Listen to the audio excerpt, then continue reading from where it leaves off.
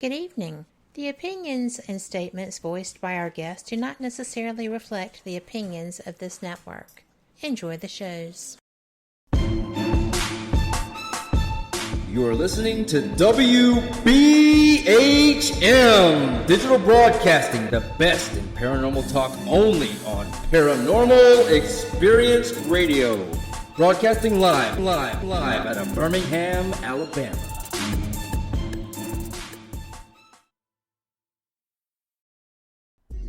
This is Ghost Talk with 187 PI. Sit back and prepare yourselves for an adventure into the paranormal world with host Shelly Robertson and 187 PI research team. Ghost Talk is broadcasting live from Ohio's most haunted jail. Learn about their ongoing research at the jail and abroad, investigation techniques, and their personal encounters. Here is your host of Ghost Talk and 187 PI founder, Shelly Robertson.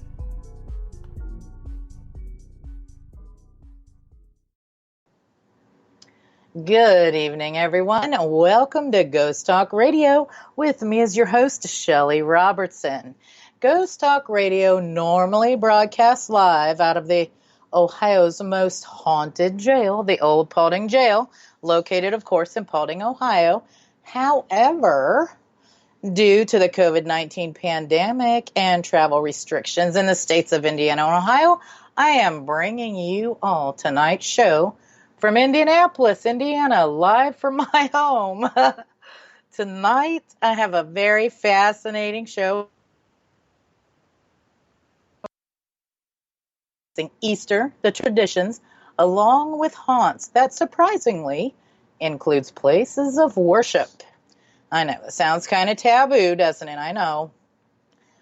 I would like to invite all my listening friends out there tonight to join me in chat at WBHM-DB.com, where you can join in on the conversation and ask me any questions you might have. So, with Easter just 2 days away, let's talk about it, shall we? For all of you out there who don't already know, my father is a Pentecostal preacher, and he has been most of my life. So I am most positive he will be pleased that I'm going to take you all to church here for a few moments. Because largely, Easter is a religious celebrational holiday, right? Easter is the most important and oldest festival of the Christian church, celebrating the resurrection of Jesus Christ. And it's held between March 21st and April 25th, actually on the first Sunday after the first full moon following the northern spring equinox.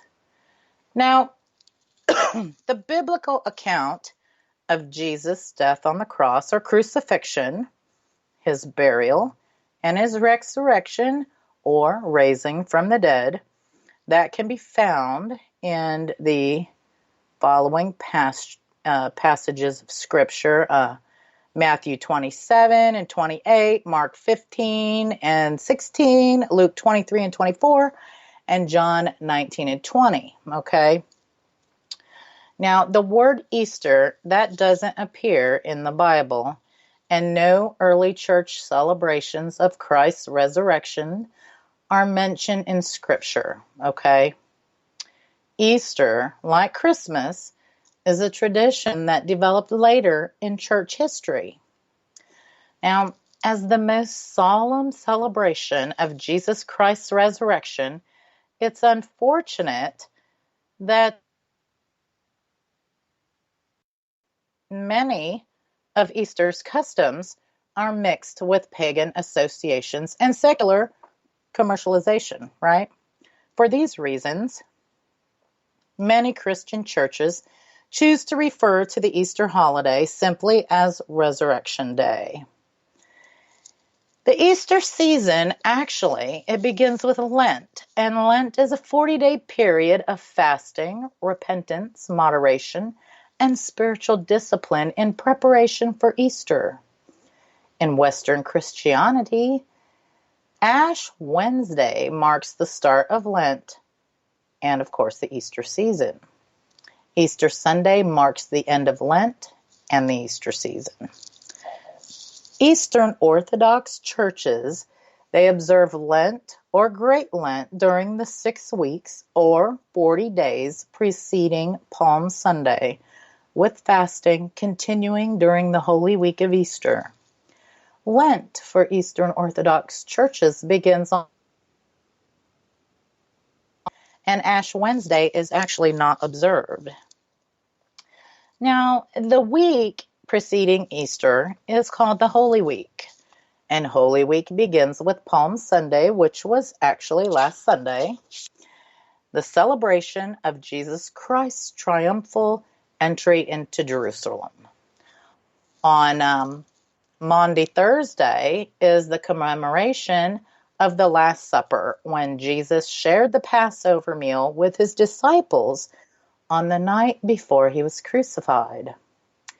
Jesus' death by crucifixion is commemorated on Good Friday, which, of course, is today. Palm Sunday commemorates the beginning of Holy Week. It is named Palm Sunday because it represents the day that palms and clothing were spread in Jesus' path as he entered Jerusalem before crucifixion, found in Matthew 21, 7-9. Many churches commemorate the day by recreating the processional. Members are provided with palm branches used to wave or place on a path during the reenactment. Now, Good Friday, which is today, like I said, it occurs the Friday before Easter Sunday and is the day in which Jesus was crucified. And then we come to Holy Saturday, which is tomorrow. And according to the Bible, Jesus' followers and family held a vigil for him outside his tomb,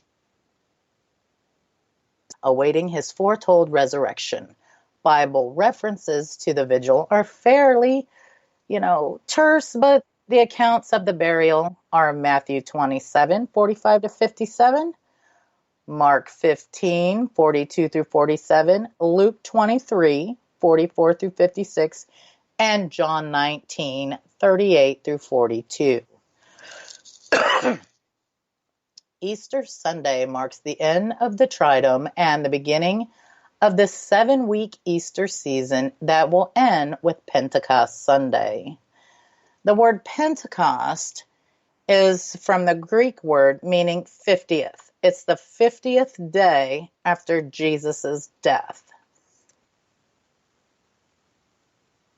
The earth, as Jesus had promised, which is in John 14:26, to comfort his followers and be their counselor. Okay? Now, Easter Sunday church services for Catholics as well as Protestants is a joyous celebration of resurrection and rebirth of Jesus and mankind. There are several Easter traditions that are solely Christian. For example, the use of Easter lilies is a common practice around the Easter holidays. This tradition was born in the 1880s when lilies were imported to America from Bermuda. Due to the fact that Easter lilies come from a bulb that is buried and hence reborn when it sprouts, the plant came to symbolize those aspects of the Christian faith. Now, the use of painted and decorated Easter eggs, I know this is so interesting, it was first recorded in the 13th century. The church prohibited the eating of eggs during Holy Week, but chickens continued to lay eggs during that week. And the notion of specially identifying those as Holy Week eggs brought about their decoration. The egg itself became a symbol of the resurrection. Just as Jesus rose from the tomb, the egg symbolized new life emerging from the eggshell. In the Orthodox tradition, eggs are painted red to symbolize the blood Jesus shed on the cross. And while we're speaking of eggs, I have to tell you a nice little funny little thing goes on in my father's household. Like for family gatherings and dinners, how people will make deviled eggs, for the gatherings. Well, in my father's house, they don't call them deviled eggs. They won't call them deviled eggs. As a matter of fact, my dad calls them angel eggs. And if I say, you got deviled eggs? He's like, no, but I have angel eggs. So I just think that's kind of cute, from a preacher. There are no deviled eggs in his house. Now, what else is funny about some other customs is the custom of associating a rabbit or bunny with Easter. And that arose in Protestant areas in Europe in the 17th century, but it did not become common until the 19th century. The Easter rabbit is said to lay the eggs as well as decorate and hide them, right? Okay. And in the United States, the Easter rabbit also leaves children baskets with toys and candies on Easter morning. I mean, that I always looked forward to that when I was a kid coming up, as finding the lovely Easter basket. And in a way, this was a manifestation of the Protestant rejection of Catholic Easter customs, okay? In some European countries, however, other were used this, like in Switzerland, it was the cuckoo bird, and in Westphalia, it was the fox who brought the Easter eggs. So I guess it depends on where you are on what brings your Easter eggs. Now, we also have some Christian groups who are non-observing of Easter. Like many Puritans saw traditional feasts of the established Anglican Church, such as and Easter, as an abomination.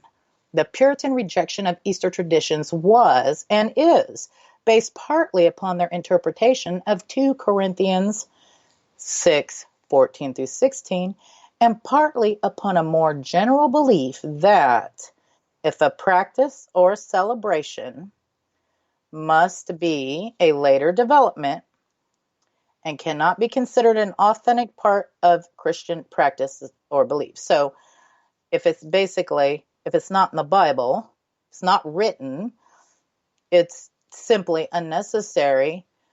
At worst, it can actually. Now, members of the Religious Society of Friends, which is also known as the Quakers, as part of their historic testimony against times and seasons, they do not celebrate or observe Easter or any traditional feast days of the established church, believing that instead, every day is the Lord's Day, and that elevation of one day above others suggests that it is acceptable to do unchristian acts on other days.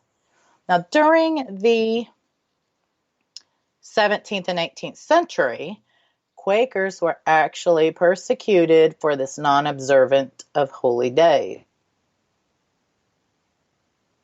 Then we have groups such as the Restored Church of God. They reject the celebration of Easter, seeing it as originating in a pagan spring festival taken over by the Roman Catholic Church. Then we have, your other group, Jehovah's Witness. They maintain a similar view, observing a yearly commemorative service of the Last Supper and the subsequent execution of Christ on the evening of Nisan. Now, they also calculate the dates derived from the lunar Hebrew calendar, and it is commonly referred to by many witnesses as simply the memorial. Jehovah's Witnesses believe that such verses as Luke 22:19 through 20, and Corinthians 11:26 constitute a commandment to remember the death of Christ, though not the resurrection. And they do so on a yearly basis, just as celebrated annually by the Jews. Now, Easter celebrations around the world are similar, but they do have a few differences. As we all here in the USA know, in the United States, because Easter falls on Sunday, which is already a non-working day for federal and state employees, it has not been designated as a federal or state holiday. Easter parades are held in many American cities involving, festive processions, with the parade in New York City being the best known. Now, in the Nordic countries, Good Friday, Easter Sunday, and Easter Monday are public holidays, and Good Friday and Easter Monday are bank holidays. In Denmark, Iceland, and Norway, also a public holiday. It is a holiday for most workers except some shopping malls, which they stay open half a day because, they want to make their money. And many businesses give their employees almost a whole week off anyway, and they call this Easter break. And schools are closed between Palm Sunday and Easter Monday. And most of Norwegians, they travel during Easter. And out of a poll that was done in 2014, 3 out of 10 said their typical Easter included skiing. How fun is that? And us here in the United States, we are looking for sunshine at Easter and lilies. I am not thinking about snow. In the Netherlands, both Easter Sunday and Easter Monday are national holidays, like first and second Christmas Day. They are both considered Sundays, which result in the first and the second Easter Sunday, after which the week continues to Tuesday. Even though Good Friday is an official national holiday, it is not a mandatory day off for commercial companies. In Commonwealth nations, Easter Day is rarely a public holiday, as is the case for celebrations which fall on a Sunday. In the United Kingdom, both Good Friday and Easter Monday are bank holidays. However, in Canada, Easter Sunday is a public holiday along with Easter Monday. In the Canadian, either Good Friday or Easter Monday are statutory holidays, although most of the companies there give both. In some countries, Good Friday is a public holiday as well. In Australia, because of its location in the southern hemisphere, Easter takes place in autumn. Hence, Australian Easter is associated with harvest time rather than with the coming of spring as in the northern hemisphere. The religious aspect of Easter remains the same, however. Good Friday, Easter Monday are public holidays across all the states and territories. Easter Saturday, Easter Sunday is a public holiday in every state except Tasmania and Western Australia. And with that, folks, we will be right back after this short break with more Ghost Talk. You are listening to Ghost Talk Radio on WBHM-DB, Birmingham, Alabama. You are listening to WBHM Digital Broadcasting, the best in paranormal talk, only on Paranormal Experience Radio. Broadcasting live out of Birmingham, Alabama.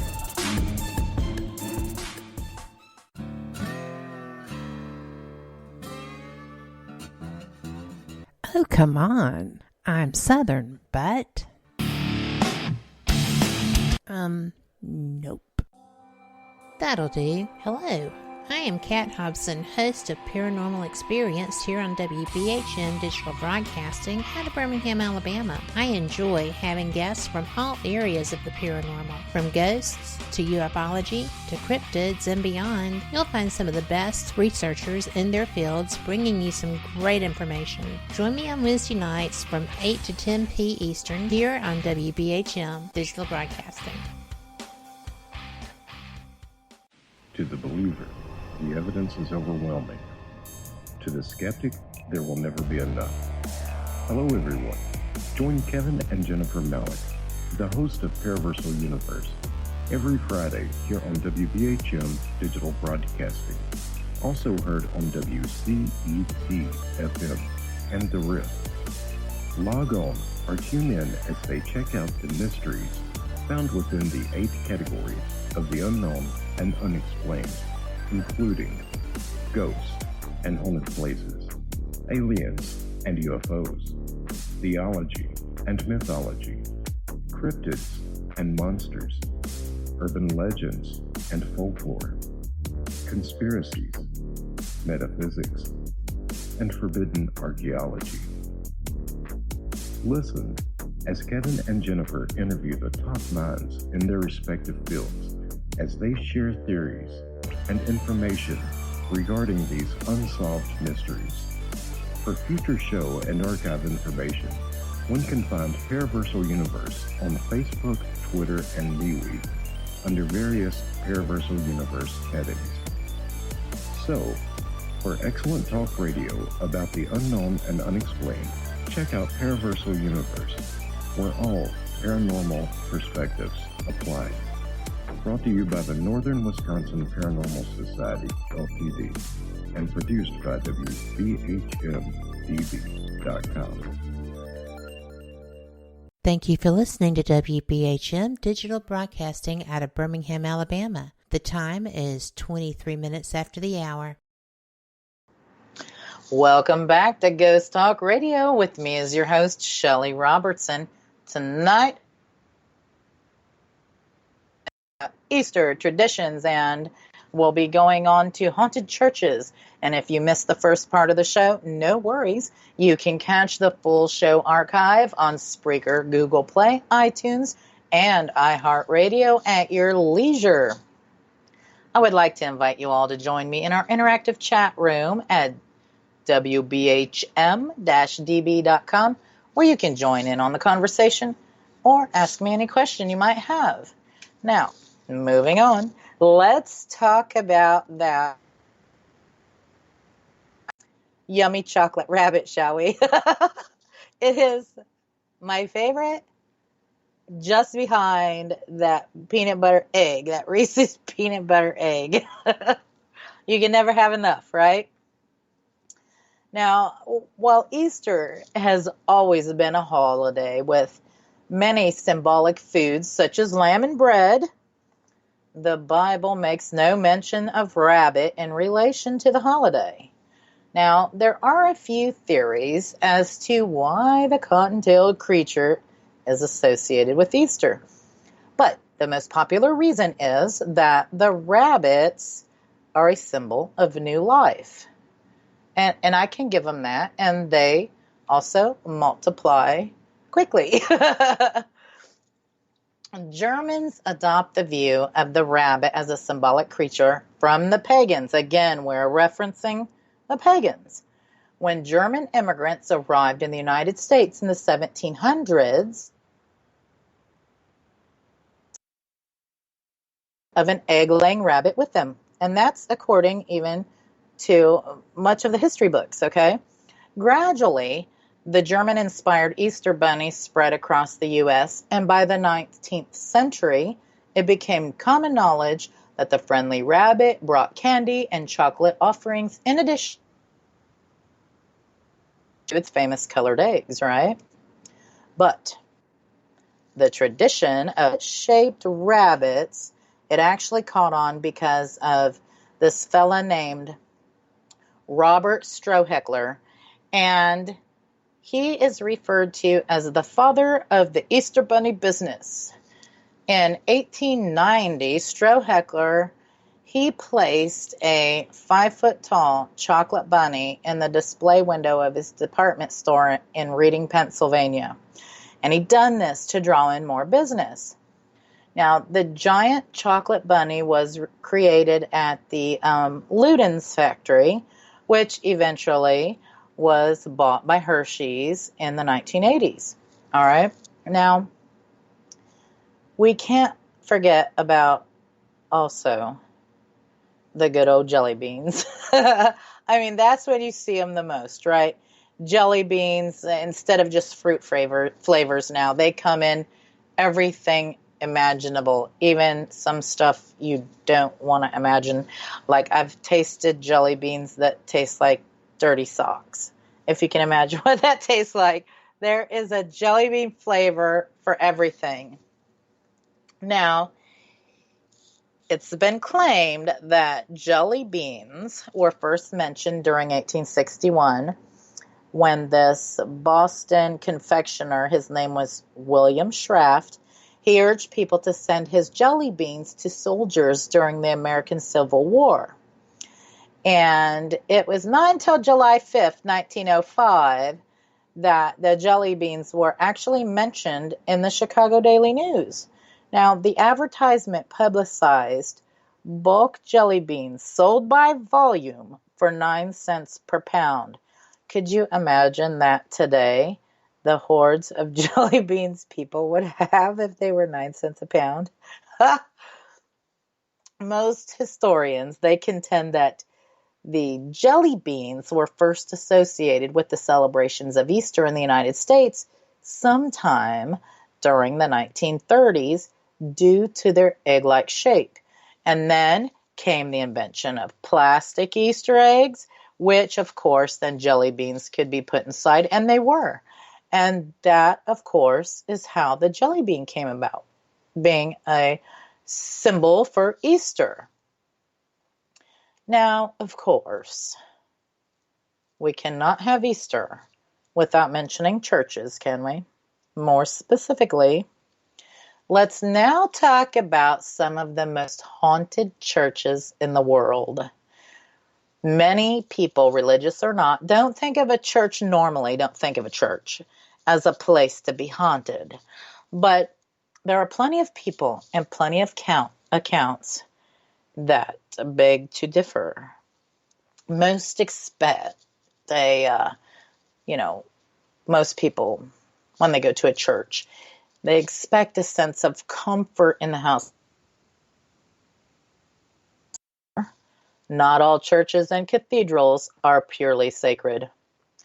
Some house non-living entities, some are ghosts, some are claimed to be demons.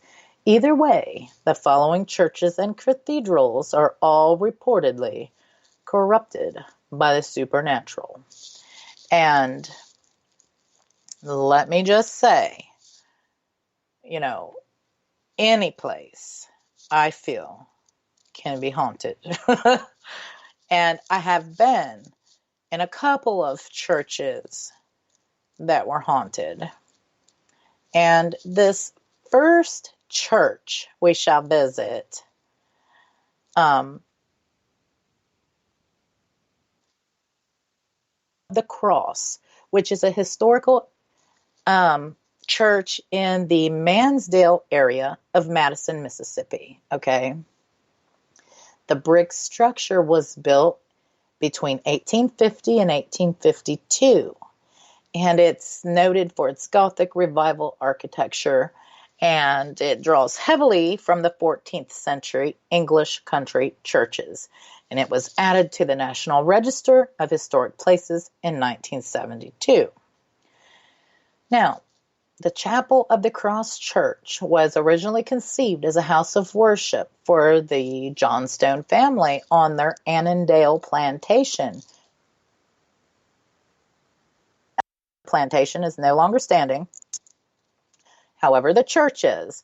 As a matter of fact, all of the churches that I'm going to talk about tonight are all still standing, places you can go to visit.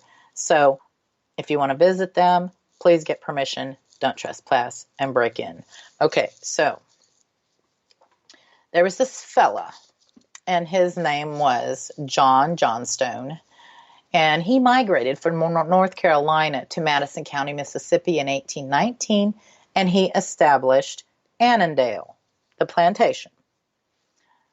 The tradition maintains that Johnstone was descended from the Johnstone family that once held the title of Earl of Annandale, and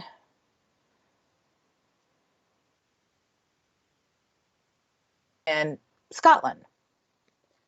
And so he named his plantation in their honor. Now, he had envisioned a chapel for the plantation, but this fella died in 1848. And after his death, his widow, her name was Margaret, began making plans for the construction of the church. Almost no primary records for the construction of the church survive today, but is commonly believed by architectural scholars that this English-born architect by Frank Willis, he designed the Chapel of the Cross for Margaret Johnstone. Now, she had much of the work on the church done by plantation slaves, and they made all the bricks by hand right there on the site, and the rest of the construction was handled by hired artisans. Now, Johnstone, she spent of $3,000 back in that time to build this church. She deeded the church in 10 acres to the Diocese of Mississippi in June 1851, and the building was consecrated September 19th, 1852 by William Mercer Green, who was the first bishop of Mississippi, right? Now, Margaret, who had this house built, she died in 1880, and her plantation was sold. The grand 3-story, 40-room Annandale mansion, built by her in the mid-1850s, was occupied for some time, and it burnt down September 1924. After Margaret's death, the diocese alternated between using the church and keeping it inactive. It declared the parish extinct in 1903. Now, Margaret Parsons, who was a granddaughter of John and Margaret Johnstone, persuaded the diocese to reactivate the church as a house of worship in 1911, and it was restored to the diocese in 1914. Since that time, priests have taken charge of the operations. The diocese started a restoration of the chapel in 1956, and in 1979, a few years later, after the addition of the church to the National Register of Historic Places, the United States Department of Interior awarded a $50,000 grant to finish the restoration. So, now you see the storyline and stuff behind this church, right? So, the church has a couple of ghost stories associated with it that's been chronicled in 2 books and one booklet, actually. First is that of a woman named Annie Devlin. And she was a former governess who died at the Annandale Mansion in June 1860. Yeah. And it is said that she haunted the mansion until that night that it burnt down in 1924. And the second ghost story is that of Helen John and her fiance. His name was Henry Vick. Helen was the youngest daughter of John and Margaret. And her fiance Henry, he descended from the founder of Vicksburg, and the two met in her sister's home in December of 55, and they became engaged to be married in 1857. And so they were supposed to be married May 21st, 1859. And Vic, subsequently, he was killed in a duel in Mobile, Alabama, May 59. So his body was brought back to Annandale and buried in the churchyard to the rear of the church, right? Of course, a grief-stricken Helen visited the grave every day until her death in 1916. Since then, eyewitnesses have claimed that Helen's ghost can be seen near the old cemetery on certain nights. Other visitors to the Moody Church have reported hearing bells and noises inside the church during early morning hours.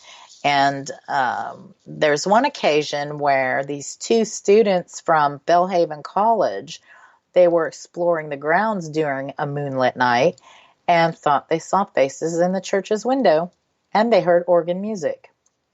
Other commonly reported sightings involve ghostly children passing through the church's iron gates before disappearing, as well as disembodied laughter. And so that is quite interesting. There's a lot of history behind that particular church and the actual property. Could it be haunted? I believe so. I believe so. To move on to this next place, it's called Egg Hill Church. I know, what an odd name, right? It's a historic church located at Potter Township in Pennsylvania. And it was built in 1860 and is a one-story building built of pine on a stone foundation. All right, it measures 35 feet wide, 42 feet long. Regular services at the church was suspended in 1927. And the church is actually located at the southwest end of Egg Hill. It was added to the National Register of Historic Places in 1979. Now, some people say that Egg Hill Church may be home to the ghosts of murder victims. Local legend says that in the late 19th century, the church's minister decided to kill his entire congregation during a Halloween service. While the congregation's children played in the rooms below the main church, the minister passed around poisoned bread and wine. And while the sickened congregation choked on their last words, the children ran upstairs to see the final moments of their parents. And at the height of all of this going on, the minister hung himself near the altar. Some believe that his ghost haunts the abandoned church, while others believe that the ghosts are of his victims, right? I might add that I personally have not been able to find any historical data that supports this event ever having happened. And I have looked. So, and I haven't found anything, but all those years ago, it's hard. It's so very hard finding records sometimes. But that's the local legend. So next, we shall visit St. Andrews on the Red, which is located in the town of Kirk, which is more or less a suburb of Winnipeg in Canada. It's the oldest Anglican stone church in Canada, west of the Great Lakes. Now, the church was built in 1845, and they finished it up in 1849, and it was actually designed by an archdeacon, William Cochran, and the stonework was done by a fella named Duncan McRae. The church was the worship place of many of the retired Hudson and their families, and it very well may be the region's most haunted, thanks to the spirits of former plague victims. Other apparitions are said to populate the church's graveyard. Eyewitnesses have reported seeing a ghostly man clad in black and a mysterious woman in white. Notice the woman in white. She appears everywhere. Everywhere. Also, a disembodied pair of red eyes have startled visitors in the past, while a ghost car has also been seen not far from the church's main entrance. And so if you're thinking about visiting the church or its graveyard, people will warn you to be wary because there's many people that's claimed to have been there and seen various apparitions. These people have reported having terrible, terrible nightmares the next few following nights of visiting and seeing things there. Most of these nightmares are said to involve the gates of the cemetery, which rattle even though no hands are seen shaking them. So they're just rattling. And beyond that, I don't even know what the dreams have. But that is what it, oh yeah, and cats like at the jail. Yes, noise like at the jail without seeing anything move at all. Very good, very good. So, can that actually happen? Of course, I've seen it. I've seen stuff like that happen with my own eyes and heard it with my own ears. And with that, folks, we will be right back with more ghost talk after this short message. You are listening to Ghost Talk Radio on WBHM-DB, Birmingham.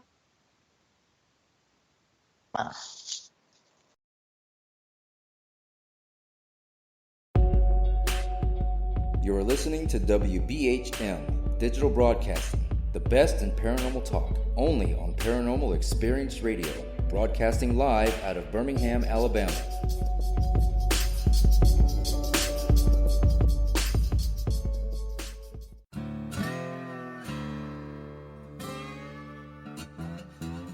Oh, come on. I'm Southern, but... Nope. That'll do. Hello. I am Kat Hobson, host of Paranormal Experience here on WBHM Digital Broadcasting out of Birmingham, Alabama. I enjoy having guests from all areas of the paranormal, from ghosts to ufology to cryptids and beyond. You'll find some of the best researchers in their fields bringing you some great information. Join me on Wednesday nights from 8 to 10 p. Eastern here on WBHM Digital Broadcasting. Since 1948, Fate magazine has brought you reports of the strange and unknown, all of them true. Fate Radio is carrying on that tradition, bringing you the unusual, macabre, strange, and bizarre. Join host Kat Hobson Sunday nights from 8 to 10 p.m. Eastern on WBHM Digital Broadcasting.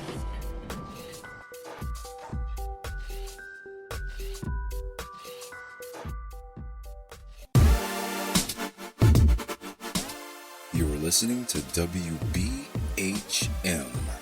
Digital Broadcasting, the best in paranormal talk, only on Paranormal Experienced Radio, broadcasting live out of Birmingham, Alabama.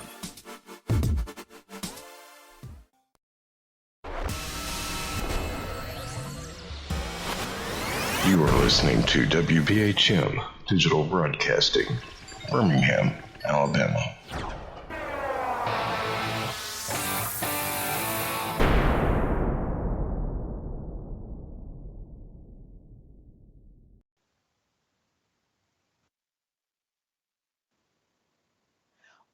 Welcome back to Ghost Talk Radio with me as your host, Shelly Robertson.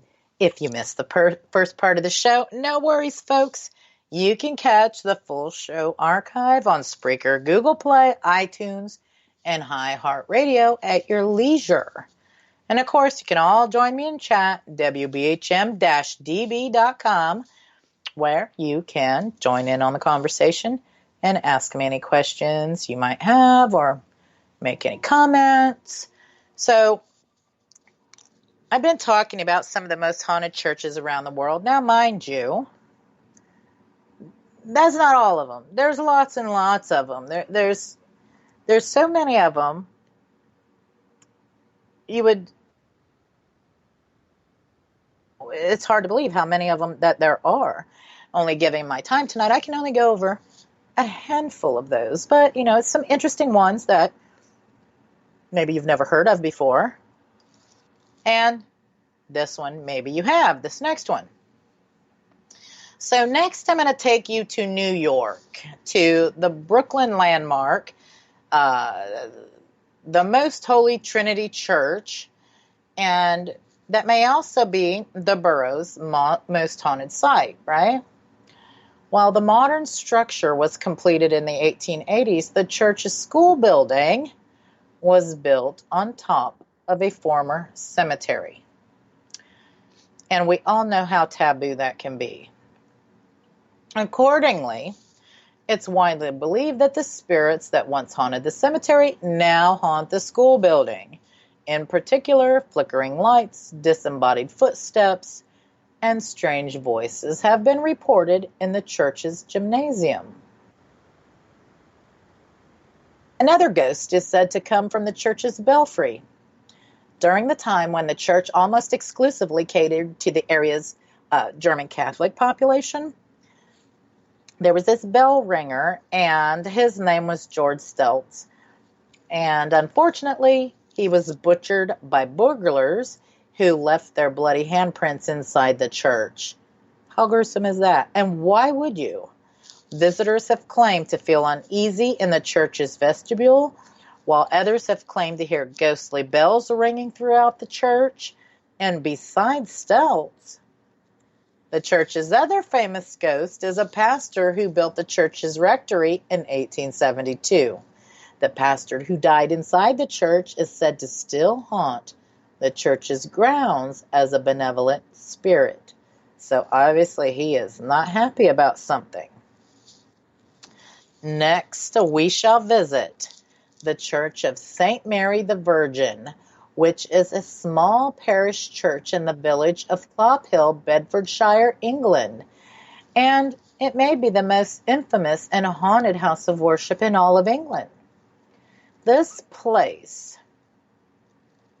is, believed to be over 400 years old. Okay, it's very, very old. St. Mary stood abandoned for years until it was renovated in the 1840s.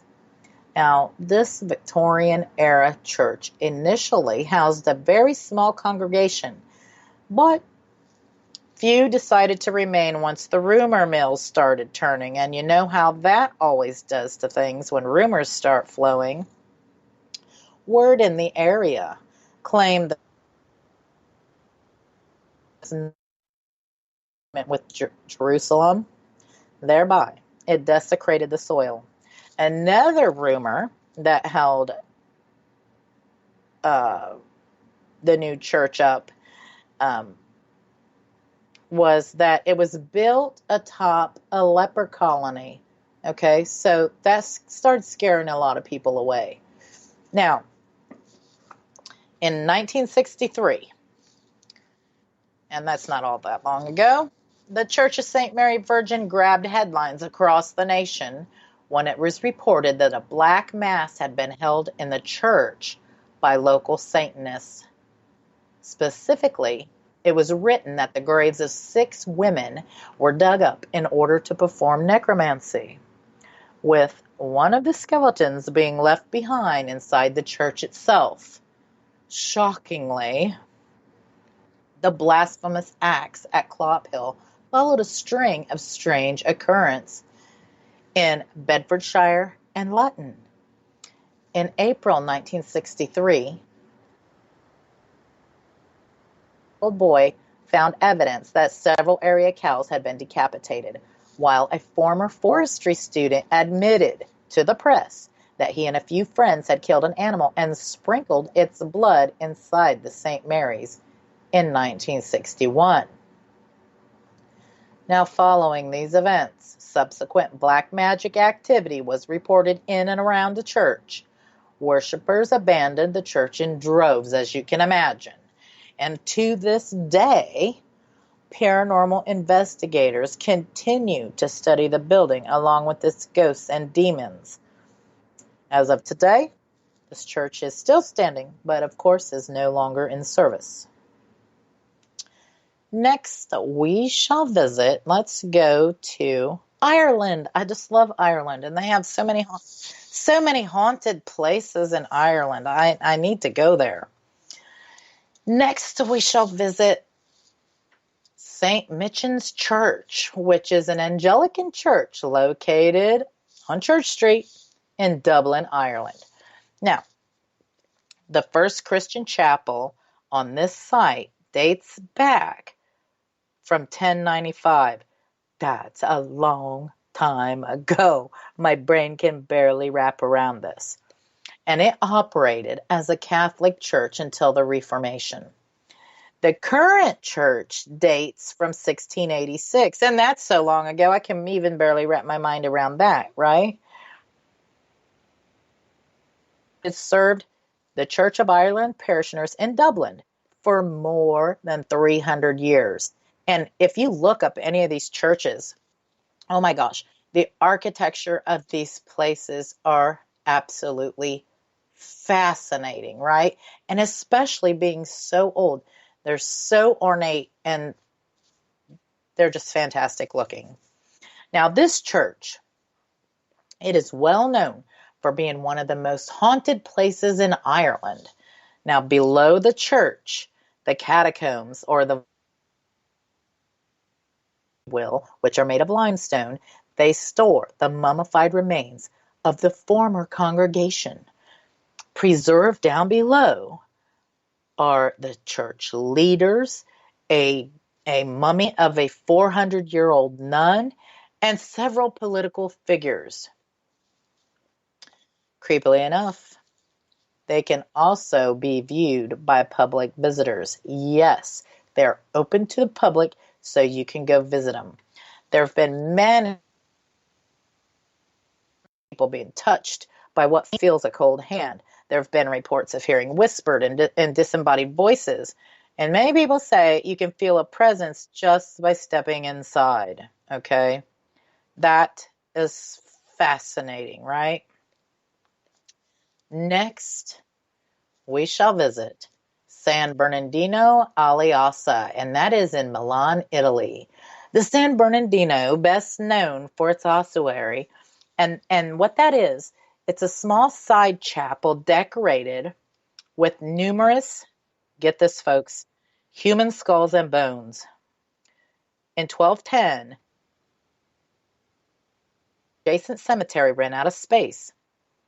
This room was built to hold the bones. Now, a church was attached in 1269, and that is just think about that, a room built just to hold bones.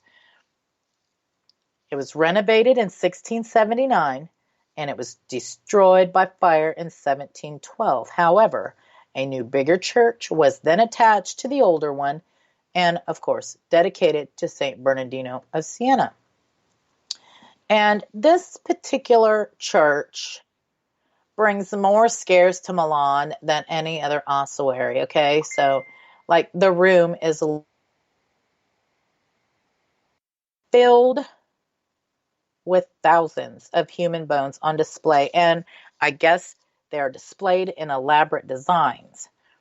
The crypt has skulls of femurs, and the skulls and the femurs are displayed to create patterns, which many say they rival many art forms, right? I guess. This room also became necessary after a leprosy epidemic consumed the city during the 17th century. And many people have gained a sense of uneasiness when stepping foot into this room. Additionally, there are rumors that the skull of a young girl comes to life each November 2nd on All Souls Day. And it is also told that her lively skull coaxes many of the others to join her and also come to life. Now, of course, I would love to verify this event. So, I guess my trip to Italy needs to be for All Souls Day. Next on to Adams Grove Presbyterian Church in Dallas County, Alabama. This church was built in 1853, but it is now privately owned. The church was formed 5 years after the first person was buried in the cemetery. An active congregation worshiped there until 1974, and it is now listed on the National Historic Registry. The congregation was Baptist while they were still meeting here. Now, historic churches with a cemetery, there are many reports that this place of worship is haunted. Some people report having visits from a Confederate soldier that orders them off the property. Others have been visited by what they believe to be a spectral minister dressed in all black. And, there's also been various specials on television where paranormal researchers visit this property, but nothing has been conclusive as of yet on those shows. Now, church visit for the night is the Washington National Cathedral in Washington, D.C. It was modeled in modern English Gothic style of the 14th century. The Washington National Cathedral is the 6th largest in the world and the 2nd largest cathedral in the United States. And look it up. The photos are fascinating of this place. They have daily visitors and a large attendance for Mass on Sundays. In 1946, the neo-Gothic monolith structure, it suffered a fire in the library that took some innocent souls. When people visit down there, they often report feelings of uneasiness, and also they feel that they're being watched. There is also a famous ghost rumored to stay at the Washington National Cathedral, and it is none other than Woodrow Wilson, who is buried in the cemetery, and reports that he is oftentimes seen roaming the halls of the cathedral. Report hearing him tap his cane against the walls. I would like to let you all know what's going on here at our fabulous network, WBHM-DB. We have some fantastic shows by some amazing hosts and interesting guests. All shows are at 8 p.m. Eastern. Sunday nights, we have Fate Mag Radio with host Kat Hobson. On Monday nights, we have the Paranormal Pride Show with host Denise Prizemore. And on Wednesday nights, we have Paranormal Experienced with host Kat Hobson. You will all want to be sure to tune in to those shows as well. And I want to take a brief moment to thank everyone for listening to tonight's live broadcast. I also want to thank all the first responders, all the folks out there working every essential job to keep America in supplies and things cleaned up and keeping our necessities flowing. I also want to thank those who are staying home for helping in curbing the spread of the COVID-19 virus. Thank you to everyone. And thank you for doing your important part during this trying. Heart goes out. My heart, as well as all of my team, and I'm sure the network goes out to everyone who is sick right now and all of you who have lost loved ones during this pandemic. Our hearts reach out to you.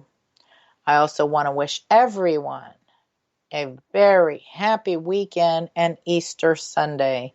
Keep safe and good night, friends.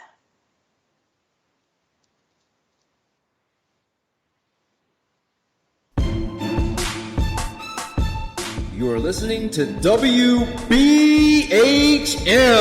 Digital Broadcasting, the best in paranormal talk only on Paranormal Experienced Radio. Broadcasting live out of Birmingham, Alabama.